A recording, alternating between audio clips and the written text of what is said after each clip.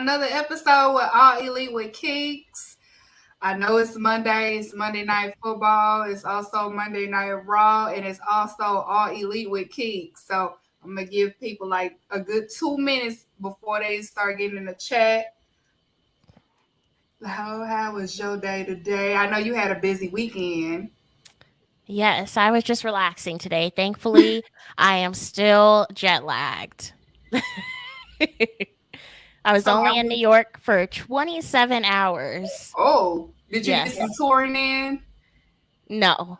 I drove by Times Square and I drove by the Radio Music City Hall, but that's about it. I wish I would have done more. So next time I go, I'll definitely stay the whole weekend. Yes, because I know when I went out there, they gave me the whole tour. I got a chopped cheese. I've got Chopped cheese. What is this?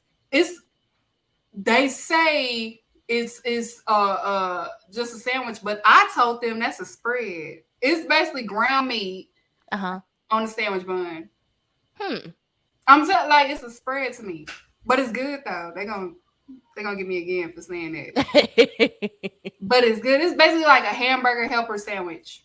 I need to try that. I'm gonna add that to my list. Yes, it's real good though. But welcome everybody. If you're on Twitter, watch it from Twitter, watch it from YouTube. Welcome to another episode with All Elite Kicks. This is another ladies' night. I'm here with Lo from Wrestling Wine Down. I don't have my wine today, but if you have wine out there, drink for us. Drink up. We're staying hydrated with water, but drink up if you have it. Yep. Mm-hmm. Yes, we got our water right now. We've been turning up all weekend. This is our water time. We're gonna get into Dynamite, Rampage, Battle of the Belts, and of course some women business. The votes came in for Goofy of the Week, and we'll also get into our AEW Wrestler of the Week. So we're gonna get into some things this week. We're gonna start off with Dynamite, the results of Dynamite. It started off with how you doing, Sean? It started off with MJF versus Wheeler Yuta. And that was a great match to me. Good young lions. I like seeing young lions at their best. Yuta brought the best out in MJF a lot. This was different from what I've been seeing of him in the last 3 years since he's been in AEW. What did you think about this match?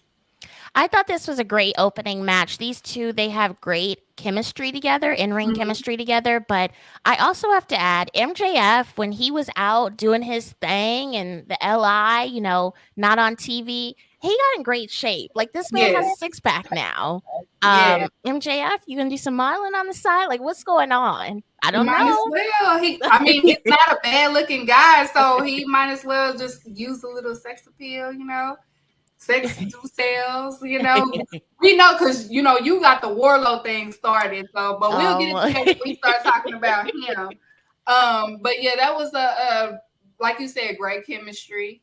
It brought out like the hard technical style for MJF because this was my first time in a while seeing him wrestle in a technical manner that he did. Right. So it was really good. It wasn't a let jag match or nothing like that. It was really good. It had audience on their feet. The crowd was divided. Some was cheering MJF, some was cheering Yuta. So it was a great match. Hey Ken. Hey y'all in the chat. Thanks for coming, y'all. Make sure y'all give y'all flowers alone. We respect our guests up in here, okay?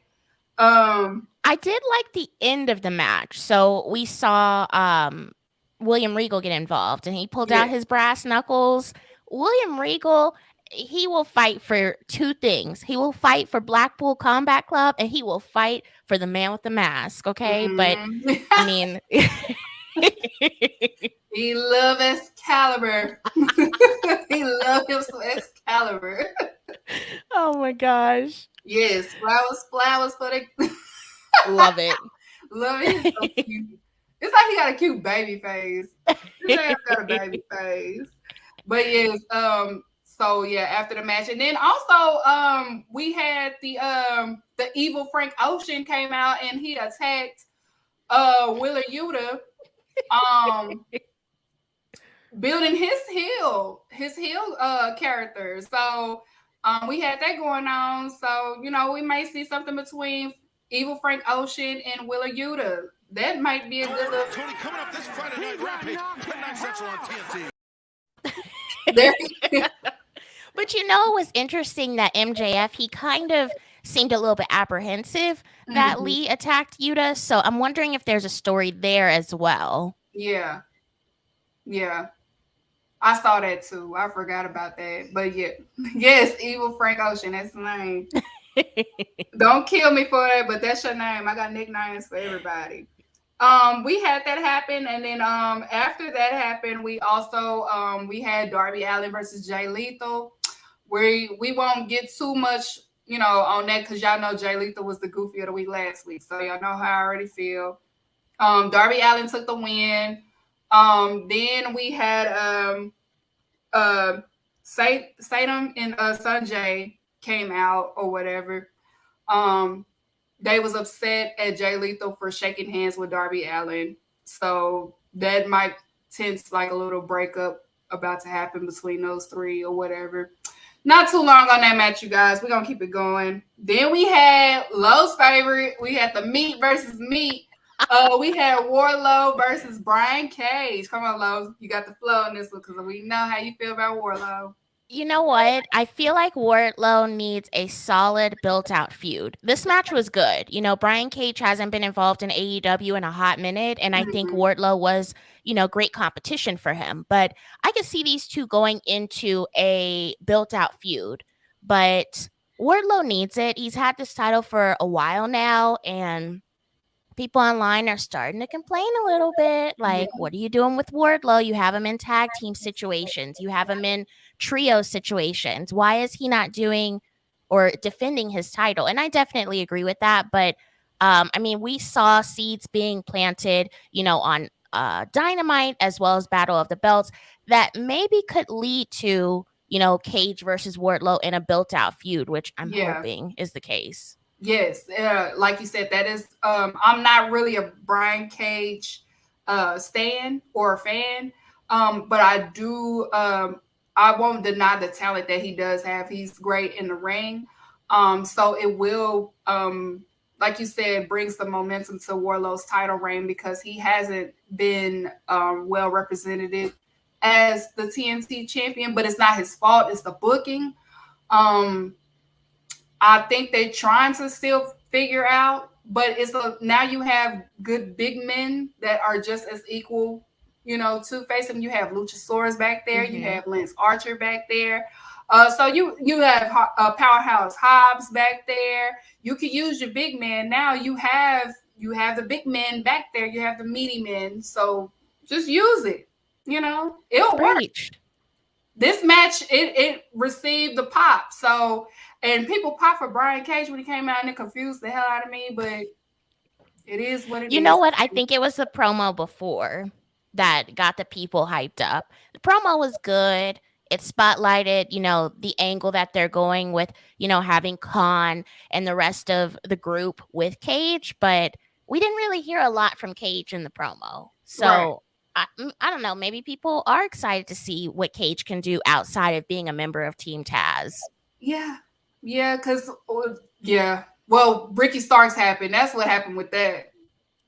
With the Team Taz, Starks happened, and we saw what went from there. But we'll move on from that match. But that was a great start out for that. It was a win that Wardlow needed, and also an opponent that he needed as well. So absolutely.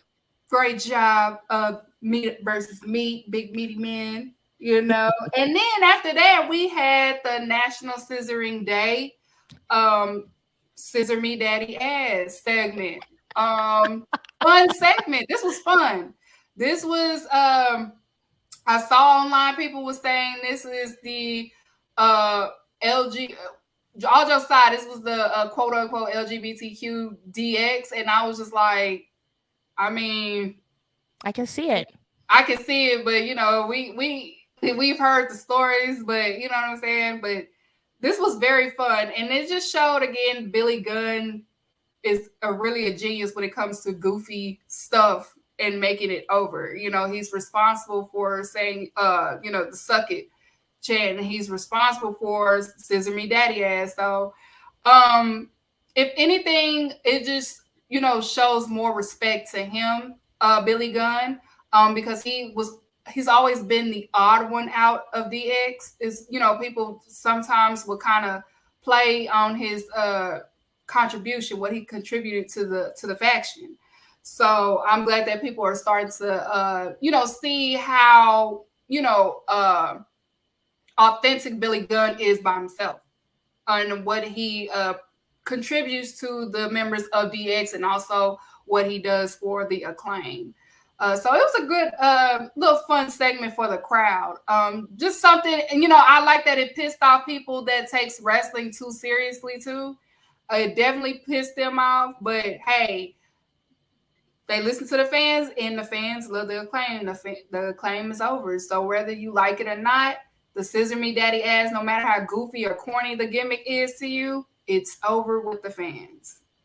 It's great marketing. You have to think about it. They said it on the show. This is the top selling shirt on AEW this year. It is October, and they've had a lot of shirts before now. So, Daddy Ass or Billy Gunn, he's done a really good job at making sure that this is solid, because think about it. If this was maybe done with another performer that didn't have the guidance or the backing of Billy Gunn, I don't necessarily know if it would have been over the way that it is with the Acclaimed. Right.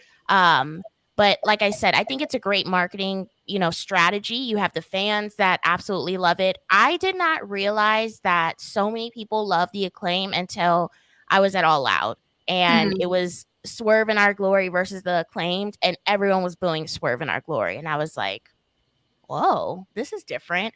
And the crowd, they had one of the loudest pops of the night, the Acclaimed. Yeah. So that was shocking to me, because I thought it would be a more split crowd. People are noticing your Eagles. Right. That's what I'm like, who's this? What the fuck? Don't come up here disrupting the show with that. Oh, she already put this in the bag, so I got to deal with that. But and you're right. To me, it took. I started to notice the shift that people are starting to around it. It was last year, and I want to say it was before the Ass Boys was included with them a little bit. But I cannot think of who they was facing. And it had something to do with Max Caster when he was freestyling. I have to do my homework again, but it was a little bit before Ass Boys. And then I want to say Dan Hansen. Danhausen and Hook? Yeah. Okay, yeah. I want to say around that. That's when it started to be they started to pick up a little bit of the fandom. The fans started to, and now you got people with signs, people wearing the shirts, people doing this, So to be a kid in school again. I mean, can you imagine? I mean, Swerve kind of touched on it in his promo when he came out, but this scissor me thing is equivalent to the DX Suck It back in the 90s. So I can only imagine, the kids that watch wrestling at school nowadays doing that. Oh my God. Like, just imagine a scissor me daddy ass, and they're gonna be like, you ain't gonna get suspended. They're gonna call your parents and be like, I'm concerned. I don't know what's going on. Why are they saying this? This is inappropriate. If you listening, you have a child, make sure your child's not saying that at school. Just put the parental controls on. Just keep it at, just keep it in the house. We know AEW kids, they rowdy. We saw the little boy that say, shut the fuck up. We saw the little boy. What? Yeah, he was shut the fuck. Like, he was on camera. Shut the fuck. Oh, wow. Oh, geez. Then you had another kid was flicking off MJF. Before. Oh, yes, I remember that one. Yeah, so the AEW kids a little rowdy compared to the WWE kids. The AEW kids, they ain't got no mind. They out of there. The little NBA young boy kids. That's why I call the AEW kids. So just make sure they don't do that at home. Please don't. But please do not try this at home. Please don't. Please don't have the kids say that at home. But also, like to piggyback off, then Swerve came and interrupted them, and he dropped it a promo. You know, it's looking like Swerve may be the next big heel in AEW. Is leading to his heel reign. What did you think about that segment? In the words of MJF, I felt like this promo was mid. He didn't seem confident, right? When he came out, it kind of seemed like he was kind of just going off the cuff. And I watched it back. I watched it twice because I was like, first time I was paying attention, but I was a little bit distracted. And I was like, he kind of seems like he's not confident with what he's saying. So then I watched again, and he definitely didn't seem like he was too confident. When he first came out, he seemed fine. But as the promo kept going, it kind of seemed like, okay, are you confident in what you're saying? You want us to believe it? So, I mean, I think Swerve would be a great heel. It just makes me question, where does Keith Lee go from here? Right. So. Well, we did see Keith Lee looked at him, like after the match that they had with Acclaim when Acclaim won the titles, we did see Keith Lee look at him and then just walked off. Like he looked at him and he walked off. So maybe it will start from there. But I do agree with you because the promo that he did backstage was better than what he did when he was, outside on stage. So maybe, maybe it wasn't as confident, and maybe he had full control of what he wanted to say backstage prior to on stage. So. We have a potential of seeing Swerve in his heel reign. Maybe it will start off with Keith Lee. I guess whenever Keith Lee come back, or if he's out on break, he may be out on break or whatever. But we'll just see. We'll just trust the process, I guess. We will. We'll just trust the process. And then after the National Scissoring segment, we had the Roosh versus Hangman Page. That was a banger. That was probably one of my favorite matches of that night. Hangman and Roosh, they, great athletes. Roosh is finally back at his what he's used to being that he was really sick last year. He's finally back to his ways, his old, he's faster. He's getting the hang of the ring, and then of course Adam Hangman Page. That he speaks for himself. He's great. He's dominant. He can bring out the best in you, or he'll make you mad. We've saw how that that turned out. So, did you enjoy that match, or what did you? I did like that match. Yeah, I feel like they have really good chemistry together as well. Just like I said with MJF and Yuta, but. I think it's nice to see Roosh kind of not be involved at this point with Andrade. Like he's doing his own thing. And when he was first introduced in AEW, it very much seemed like they were just going to like be a partnership, a tag team of some sort. But I think he stood well with Hangman, seeing that Hangman is the number one contender for Jon Moxley's title. So him going toe-to-toe with Hangman, you never know. It could put him in contention for the AEW World title. Yes, and then after that, of course, Hangman with the victory. And then after that, Private Party came out. I guess they're still continuing that feud between Private Party and also Andrade, being under Andrade's contract or whatever. And Moxley came out and he just told them, you better not touch him or I'm going to touch you, because Moxley is facing him and he wants him at his best. Right. Which what a real champion wants, is Moxley. Moxley wants you at your best. I don't want you at your, you limping or slightly injured. No, keep him healthy. I want him at his best. You want your opponent to be at their best. You don't want, so being a true champion. It was interesting, this promo, because it seemed like he was hinting a little bit at the drama that's been happening backstage. And he did it in such a eloquent way. He threw shade, but he wasn't like fully shady, right? Yeah. And I really like that because, the fans have acknowledged that Jon Moxley is really like showing up and showing out right now. He was supposed to go on this long vacation after he lost the title, but he stepped up to the plate, and now he's the face of AEW again. So for him to bring up what happened was just a little bit interesting, because I think a lot of people are wondering, where's the Elite at? Are they still suspended? What's going on with Kenny Omega? So I don't know. That thing is messy.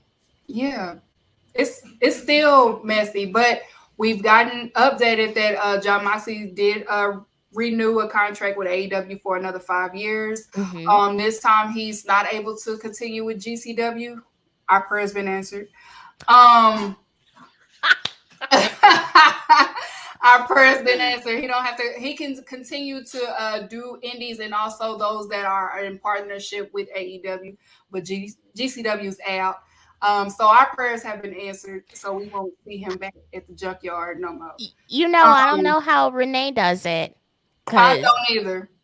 Like, those matches in GCW, those death matches are I know insane. she was happy. Oh, she was. Thank you so much. Damn it, finally. Yes.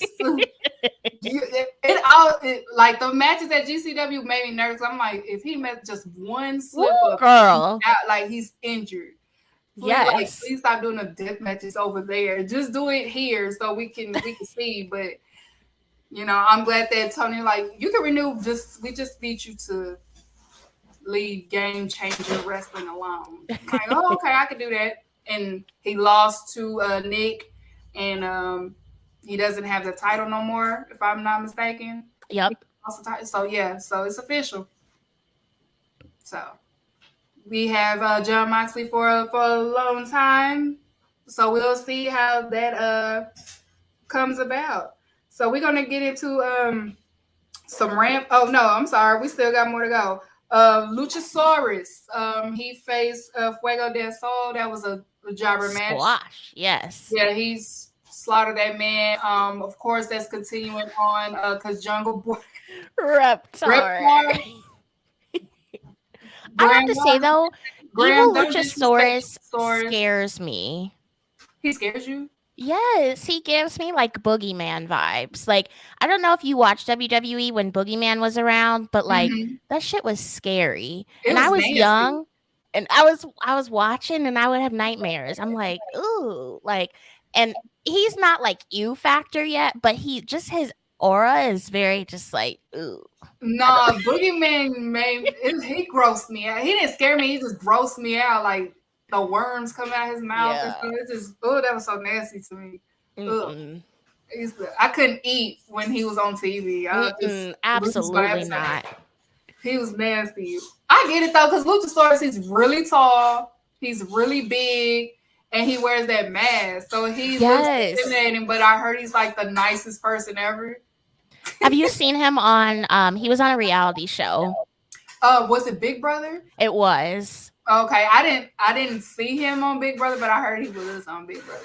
Yeah, I saw some clips. He seems like you just mentioned, like he's very nice, but with that mask on, it's just like, child, please take it off. That's why Christian did a real good job of having him have his music change, make the gimmick dark, make the mask dark, make his gear dark, make him dark. He's a big guy, so make him intimidating. He's big. He don't need to be kissing babies and stuff. He needs to be scary. He needs to be intimidating. But that was a squash match. Jungle Boy came out. He cut a promo. Christian cut his promo as well. So it looks like we will get Luchasaurus versus Jungle Boy in Canada. So it's continuing that feud, because it's building up Luchasaurus and also Christian, because they both his babies. So a vet just building two stars up, basically. That's all it is. A real vet doing real vet things. And also for the main event that happened on Dynamite, it was Daniel Garcia, Bryan Danielson versus Chris Jericho and Sammy. It was hard to kind of pay attention with the backstage drama that happened. So some stuff that Sammy did a Spanish star and it got nothing. The crowd was quiet. it like the backstage drama and the heat that people don't like Sammy. It just distracted them from the match because Absolutely. it had the potential of being a great tag match to main event, but the backstage drama is kind of interfered with this one, so it was hard to pay attention to this match. It was just ready for the match to be over, and the fact that Sammy was the one that took the pin, it made it even worse. Definitely agree on the backstage drama. Does Tony Khan not realize like he is the drama, or what is happening here? I mean, it's like literally you've almost tried to fight Eddie Kingston, or you did fight Eddie Kingston, then Andrade. Like, sweetie, just relax. Like, you know what I always wonder too? Where is Ty when this happens? Like, is she in catering? She enjoying a latte somewhere? Like, She probably be back there and just be like, oh, okay. Here we go again. Oh, okay. I didn't know. I don't know. But or with Anna, she probably with Anna would everything be happening. Oh. That's right. I thought it was a good match though. Like you said, I think the backstage politics really kind of got in the way of this match.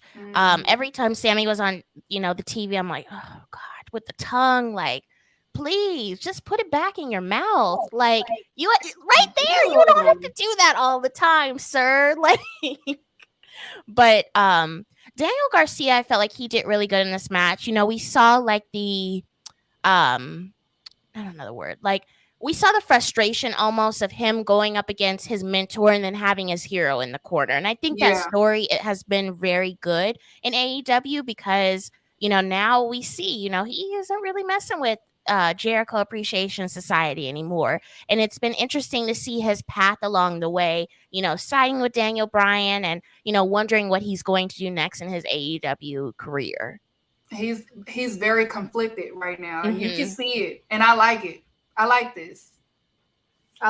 This because Daniel Garcia is going to be the one. Like, he's the future. So absolutely, like I said last week on the show, it's really a flex when you have Jericho and also Bryan Danielson in your corner guiding you as a young talent. Like, not a lot of people can say that. I've got two legends in my corner that's guiding me to be the guy. Because they are of ROH or just any wrestling that he, pursues to, whether if he wants to stay in AEW or if he wants to go to the big leagues in WWE. He has that guidance. He's been with two people that's been in the major leagues and also everywhere else. So very good point. Yeah. So I guess not too much on that because Sammy was part of this, and I was just ready for him to get over. Like, I've hated, you taking time for me enjoying my Jericho, and I don't like that. So now I got beef with you because I didn't want to watch it because So we're gonna get into Rampage. Rampage started off with a Blackpool Combat Club versus Rouge and a Private Party. What you think about this match? This match was pretty fun to me.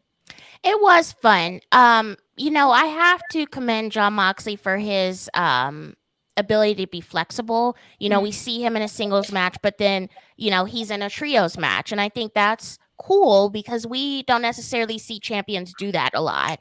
They usually kind of carve their own path and worry about their championship. But the fact that he's able to, still be in a tag team or trios capacity with the Blackpool Combat Club, I think is really good. The one thing in this match that had me pop was the Private Party swing from Claudio. That was really good. Yes. To piggyback what you said, I do enjoy that. You don't want to overwork your champions, but you don't want to just have them hold the titles. Right. But I do like that they let Jade Cargill hold the title, but we'll get more into that when we get to women business. But I do appreciate that about Moxley, because Moxley likes to work. He's a workaholic. That's he enjoys getting in the ring. He's his wife has said it himself, like that's his happy place when he's in the ring. So to see him in that trios match, it was entertaining and I liked it. and he adapts to the wrestlers, which I also Yes. enjoy. He doesn't have much of a luchador background or doing those type of matches, but he was able to kind of fill in for Roosh. Like he was able to do certain counters and also take certain bumps for Roosh. So I appreciate that as well. I like when wrestlers learn to kind of adapt to the person rather than the person adapt to the champion. And that makes you, who you are as a wrestler. If you're able to adapt to that person or that type of wrestler, which is why I like Eddie Kingston can do that as well. When Eddie Kingston cares, yes, he'll do that. When he just, okay, whatever, then you get okay, whatever out of Eddie Kingston. So I appreciate things like that. And Private Party did one spot, and I it won't come to me, but they did it. They did it. Yeah. Oh, there it is. Yeah. There it is right there. Yeah. So Private Party, like I've said, they are improving. They're getting better. Matt Hardy is good for Private Party. That's who they really need. So I guess we'll trust that process and we'll wait with Private Party. But that was a good match. Next, Battle BCC won that. Y'all know that. We had Varsity Blondes versus Tony Nese and Josh Woods. We won't get too much in that. That was another job match, squash match. One thing on that.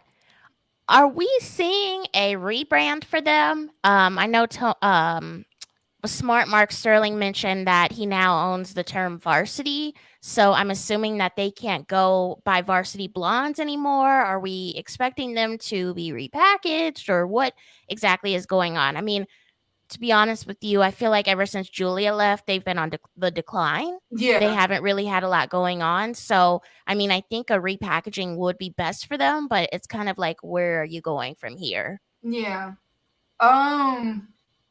Because Brian Pillman Jr., you can do a lot with him. He just has to be consistent. Right. Varsity Blondes can actually be a top tag team. They just have to be consistent and I guess figure out their character, their gimmick, and their look, and also their gear. Once they start, just kind of figuring out who they are, just like with the Acclaim have to figure it out too. And when they figured it out, then it's been up and it's stuck now. Right. So I guess they just have to figure it out with Varsity Blondes. They just gotta get in the booth and be creative. Just think. Right. Sometimes that's all it takes. So I guess we'll just wait and see. Because I think it may be leading to that, but I think it's more that they need to work on.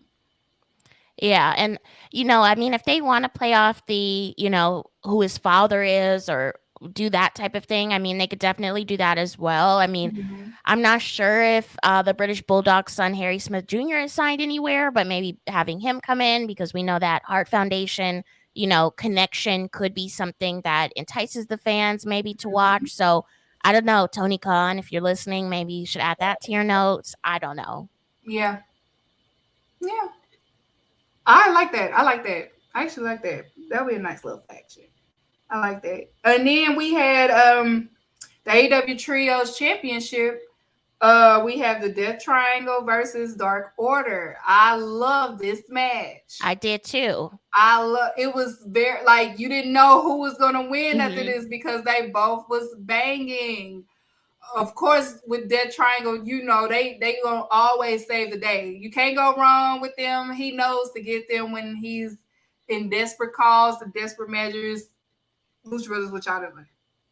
I need y'all right quick. Okay. All right. Okay. And but this was a fun match. This was one of the matches I actually had to rewatch because it was very intense. It had you, we don't know if he was gonna get crowned a new trios champion. We don't know, but I will say I know some people was disappointed that Dark Order lost. It didn't hurt them to me, honestly, because it's Death Triangle, so it didn't hurt me. It's just now with Pac though, we saw that Roosh gave Pac a hammer, and Pac used the hammer. I want to point out, if y'all recall, last year Pac is in Andrade's debt. If y'all remember, now this was around the time that Ray Phoenix was out when he almost broke his arm. Mm-hmm. So I think they probably bringing that back with Pac. It might be a storyline cooking. Maybe. It may be. It may. Because it's probably one of them things they forgot about and they just kind of brought it back since the Andrade thing happened.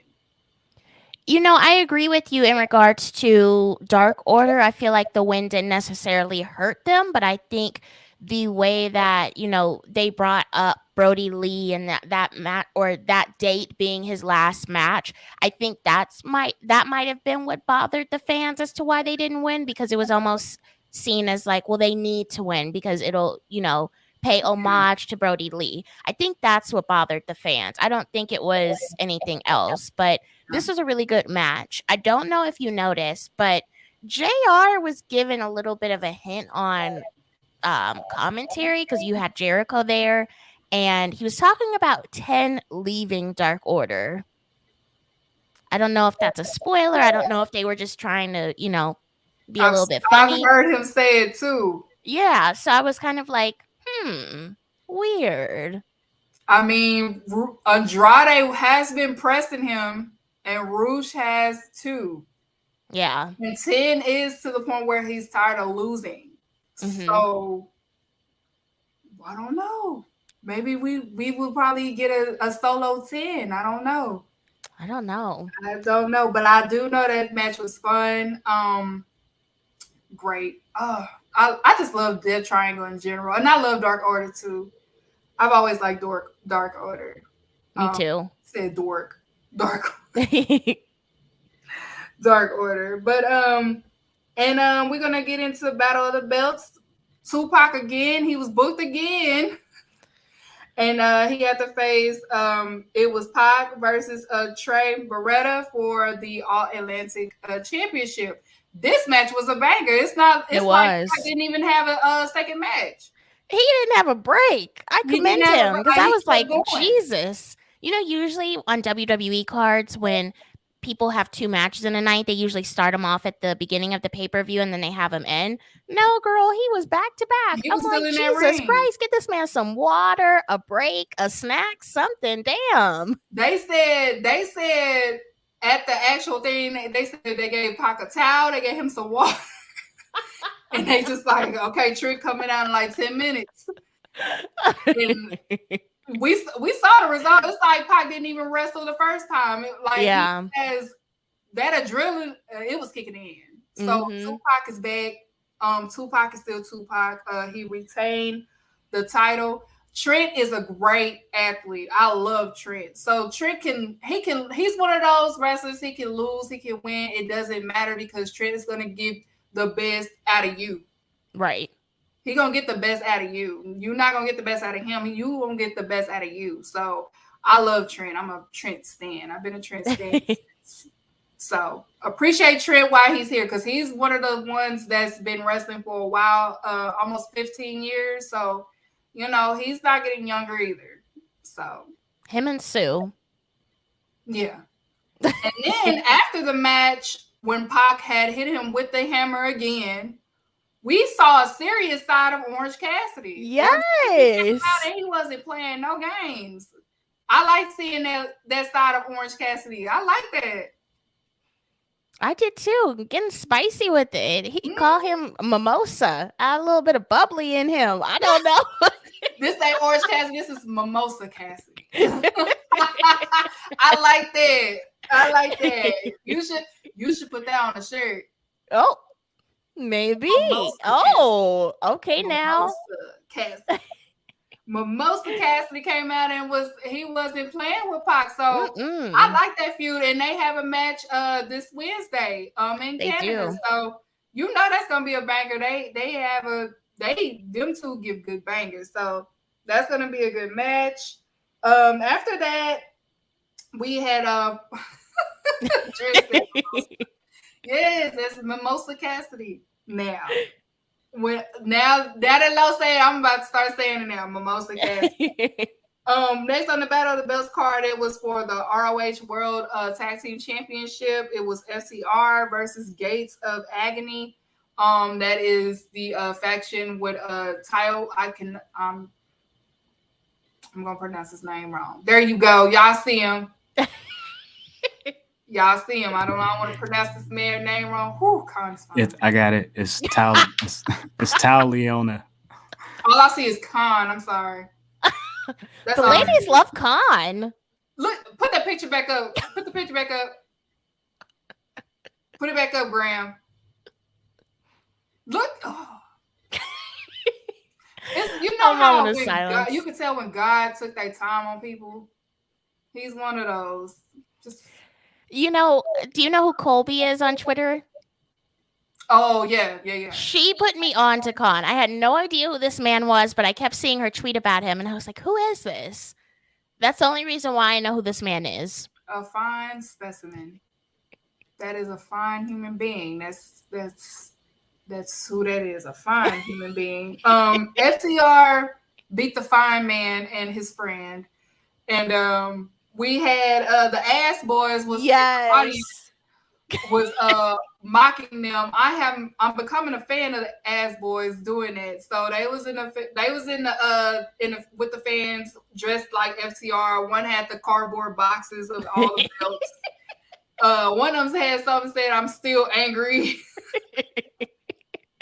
I love them. I feel like they are so funny, but they don't even really have to try that hard. I feel like they're just goofy like that. Yes, I think they're starting to find their identity a little bit. Yeah. Leaving from their pops, so they're finding their own identity, which is good. Mm-hmm. So this may be a good fun feud. So I'm liking what I'm seeing the Ass Boys. I know y'all told me to be nice about them, give them a chance. So I'm giving them a chance, y'all. So y'all don't have to jump me again. So now it's time to get into some women business. Okay, we finally get into some women business. The women showed up and showed out that week anyway. They had the best segment this week. AEW women division this week. It was a good week for them. It was. For Dynamite, we're going to start out with Toni Storm and Athena and Willow Nightingale versus Serena Deeb, Jamie Hayter, and Penelope Ford. Banger. They did great. The ladies did a great job. This was a great match, all 6 of them. Yes. Great. I want to talk about Serena Deeb. Serena Deeb is a beast. That lady is a technical beast. I love when I saw what she did in the ring with them submissions. She's great. More people need to put their respect on Serena Deeb. Toni Storm, great. Willow, great. Queen, great. Penelope, since she came back, great. Just great all around. This was a fun match, great match. They had a lot of time this time. Things happen. Some storytelling happened also in this match as well. So, what did you think about the first women's business? I was glad to see Willow pick up the pin here. I think people are like, is she signed? Is she not signed? And we still don't really know what exactly her status is with AEW, but I think her getting the win here is, it speaks volumes. So, Yes. If she is not signed, this will definitely key in Tony Khan, like, hello, please sign her already. And if she is signed, then, it's an added that she won. But Yes. Like you said, Penelope Ford has been awesome since she's been back in AEW, and the other women involved in the match were awesome as well. But the addition of having Saraya and Britt Baker on the side, we saw a little bit of action there as well. Yeah. And going into this match, we didn't know if Saraya was cleared, and at the end of the match, we saw the brawl and everyone was fighting, and Saraya, I guess, is cleared. I mean, her and Britt Baker were going at it. Yeah. I just want to know who are these doctors at AEW? Like, because at WWE, she was not cleared. And now here, she is cleared. So it's like, what are the specifications on who gets cleared and who doesn't get cleared? That was my main thing at the end of the match. I was like, Right. And interesting. just like my other co-host Banks was saying, like, especially with a neck injury, you Yeah. want to make sure that you get more than one doctor that has, you get you looked at. Mhm. So from my understanding, even before she signed with AEW, she's mentioned that she was clear, Mhm. but they just didn't want to risk that, which I understand because it's a Yeah. neck injury. That's an injury that took out Stone Cold. He wasn't able to wrestle. We see Big E is out. You know what I'm saying? Neck injuries is one of those injuries that you just cannot ignore or say, oh, okay, well, they good to go. No, it's a neck injury that can make or break you. You can get paralyzed. You can't be here. You know what I'm saying? So, Yeah, and I think some people too, especially fans of like the women's division, I think they look at like Nikki Bella coming back all the time for like the Royal Rumble and WrestleMania and etc. And they're like, well, if she can do it, why can't Saraya or Paige do it? But people have to think about, the severity of their injuries. Like they're probably not the same. So that's why Nikki Bella can do that and Saraya or Paige couldn't. right, right, absolutely. I think I feel like Saraya may do not so much ring action. It may Yeah. be from time to time, but I'm guessing it might not be like all the time. We'll just have to see. But I did cring a little bit because I was scared. I was like, Yes, girl. no, don't punch, don't do nothing. Just you don't even have to wrestle. You could just be there to guide the women's division like you're doing right now, like since Mhm. you're here. So keep the Brit AEW women division versus Saraya with the women's evolution. Just keep that. You don't even have to wrestle. We don't even have to Right. see you wrestle. You could just do what William Regal is doing. You can be Yes, that. good point. You don't even have to do nothing. But if she gonna do stuff like that, I'm okay with. Like if you you do a little finisher and then you just stay ringside, that's fine. But doing the whole match, it's gonna make me Mm-mm. nervous, to be honest. I'm Same. gonna probably cringe a little bit. But so that happened, and also like you said, Willow got the pin for that. That was major. I was proud of her. She was very proud of having that. She cut a promo backstage and was interrupted by Jade. So that set up for the Battle of the Belts, which we will talk about after the Rampage segment. We also had a little action backstage with it was Tay Conti, and also Anna Jay. They interrupted Madison Rain and also Sky Blue. Interrupted them to set up the match for Rampage. We ended up getting Madison Rain, which is the AEW women's coach, with Sky Blue, and also Tay Conti versus Anna Jay. I've enjoyed that match. It was cute, and it also I like that it displayed Anna Jay's improvement in Yes. the ring. And I also want to say Tay Conti improved a lot as well. Tay Conti did real good. Even though I have my how I feel about her, but I don't deny what she has done in the ring because they both did real good as a tag team. They work together. They have great chemistry. Madison Rain and also Sky Blue also as well. You could tell that Sky Blue is teachable. Mm-hmm. Because you could tell with the body language Madison Rain was doing, to make sure that she remembers her cue on when to come in. So Madison Rain is a great addition she's been a great addition so far as the coach for the AEW women's division. What did you think of that match? I agree with everything you just said. I'm glad that Anna got the pin in the match because I feel like, again, it did elevate her that, she is getting better in the ring. Absolutely loved her gear.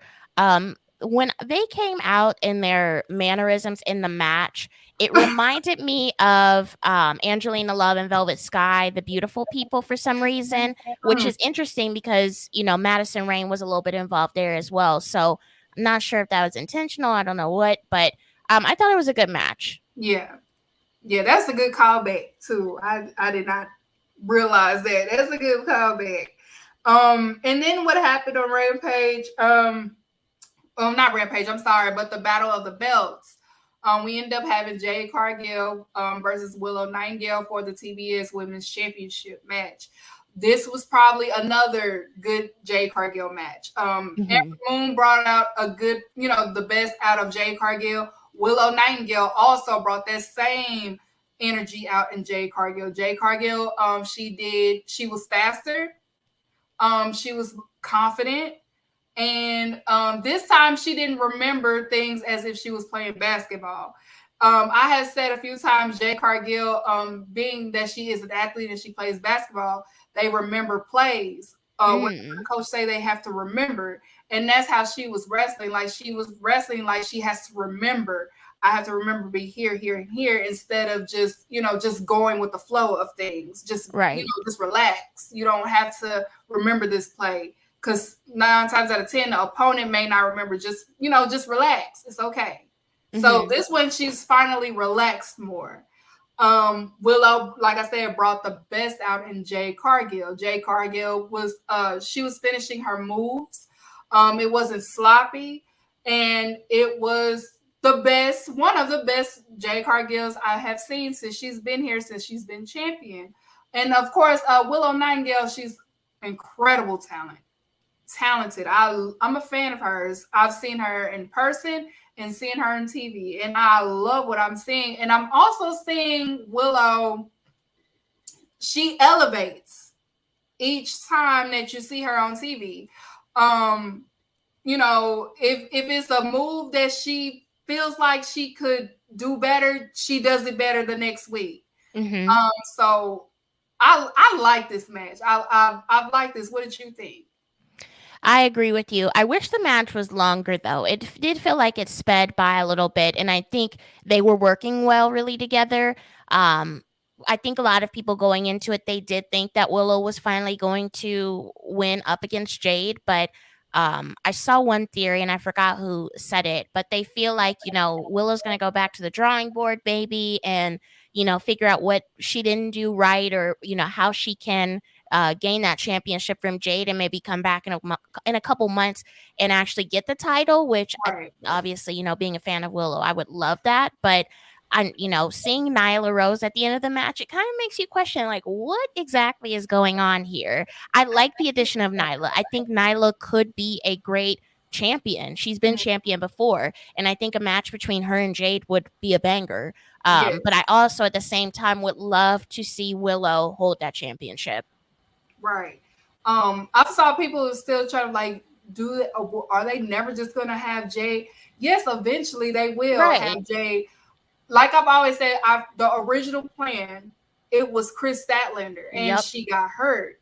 So they're trying to figure out who to replace, that, or if they're holding on until Chris come back, when she is possibly could come back sometime next year.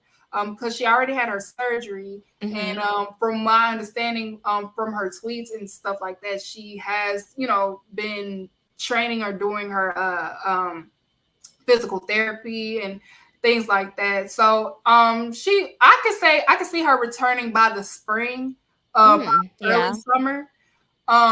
Double or nothing, maybe. You don't want to hold it too long, but I could see them probably doing it at 50. Yeah. Because she's right at 40 now. Was it 39? She's 39. Yeah. 39. Yeah. Okay. So I could see either 45 or 50.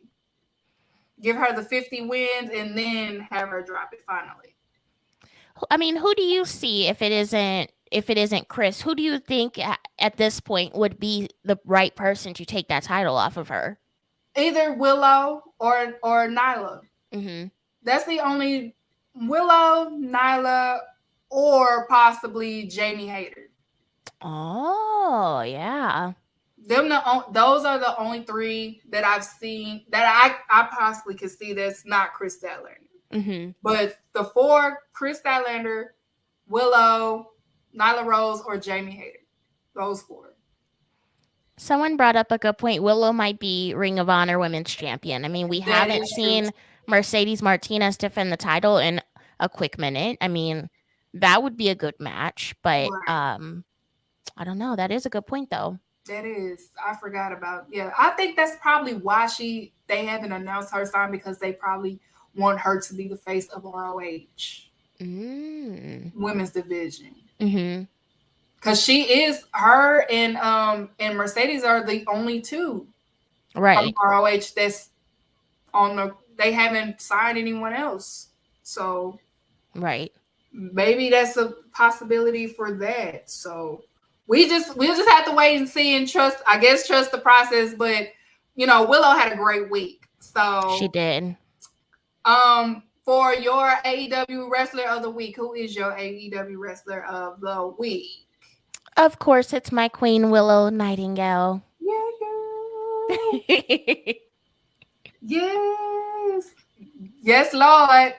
Yes. Get your flowers. I love seeing her smile. So genuine. Yes. She deserves all the flowers that she received this week. She was trending. All eyes was on her. People are advocating for her, and she gets a pop in the crowd. People was cheering her name and all types of stuff. So I was happy for that as well. My AEW wrestler of the week is also Willow Nightingale. She deserves all the flowers. She showed up. She had 2 matches on the same week. So that's a big thing. That means something. That says a lot. If you booked on Dynamite and also Battle of the Bells, that says a lot. So proud of you, Willow. Sign her, TK, if you haven't. Make sure y'all buy her merch. Don't just say that y'all like Willow. Buy her merch. If y'all start buying her merch, then they have no choice but to, okay, we're going to have to sign her, because they buy her, they buy her stuff.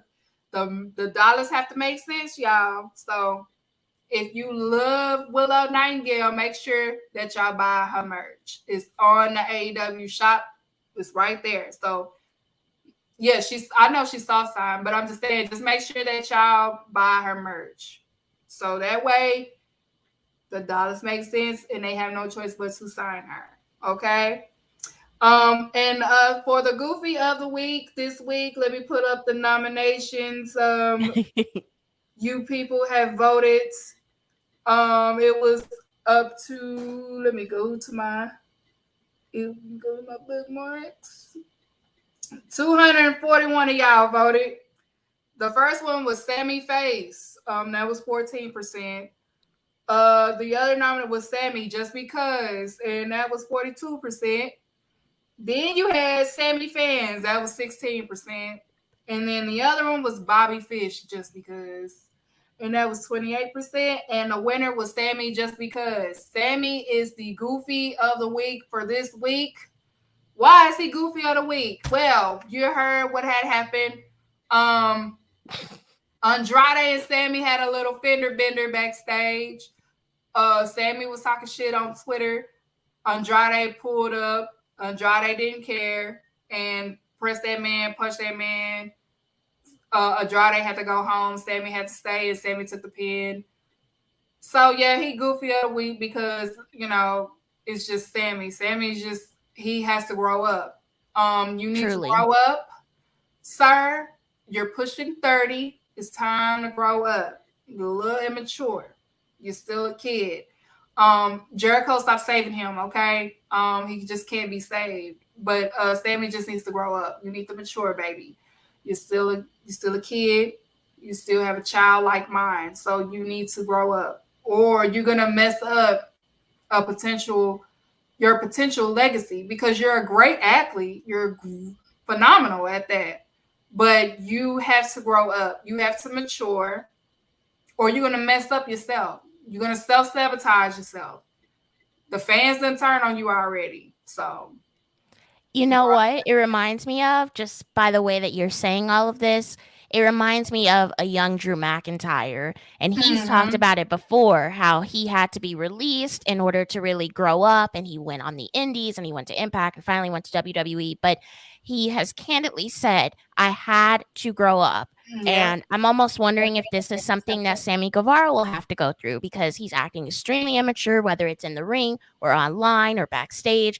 We just can't have that. Yeah. It's a lot of them back there need to grow up. a lot of y'all in the AEW roster, a lot of them are young. We've all been young before in our 20s. I know, you do not want to sabotage a blessing because of your immaturity. Some people are forgiving. Some companies are not forgiving. Mm-hmm. I don't know if Tony Khan would be so forgiving since the CM Punk situation. You know what I'm saying? So y'all need to work on that. I know, you back there with people that you might not like, or you might not agree with how they run things, or you may not agree with who they are, what they belief is. We get it, but you got to put that to the side. You vent to somebody, vent to a friend about it. We do it all the time. If it's people at work that get on our nerves, you text your friend about it. Girl, this girl at work, he blah, blah, blah, blah. Talk to somebody, but don't bring it to your workplace. Mm-hmm. Because you did a Spanish Star, beautiful one at that, and nobody said nothing. Why? Because you immature. Nobody even want to cheer for you anymore, no matter what you do. He needs to talk from you, it seems like. No, because I'm gonna cuss them out. And you don't want to. They don't like tough love. They want people to coodle them, and I'm not about to do that. That, which brings me to my sermon before we get up out of here. I know that y'all was asking me to replace Sammy with Swerve with Goofy of the Week because of what happened today.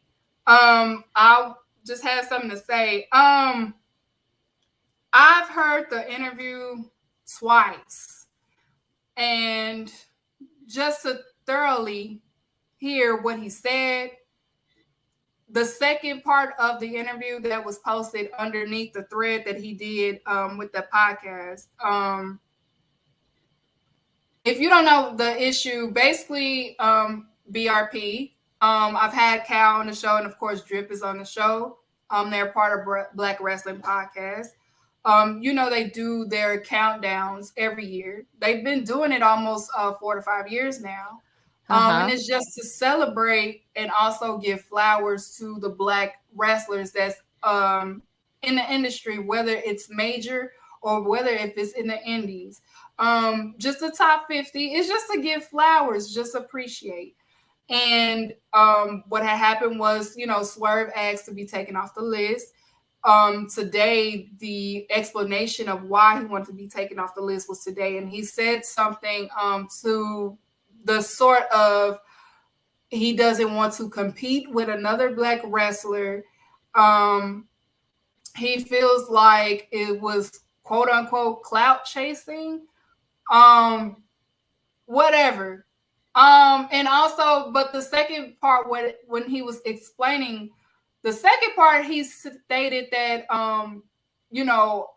he said he doesn't want to be compared to another Black wrestler, but put us all in one, which he was talking about, like the PWI list.